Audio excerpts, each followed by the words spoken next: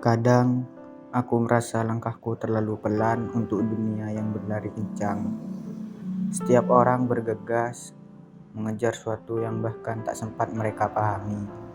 Sementara aku memilih berhenti sejenak, menatap langit, mendengar angin, dan membiarkan pikiranku berkelana. Mungkin bukan aku yang tertinggal. Hanya saja aku sedang mencari arah yang benar. Karena bagiku, bukan siapa yang cepat sampai, tapi siapa yang paling tahu kemana ia harus pulang.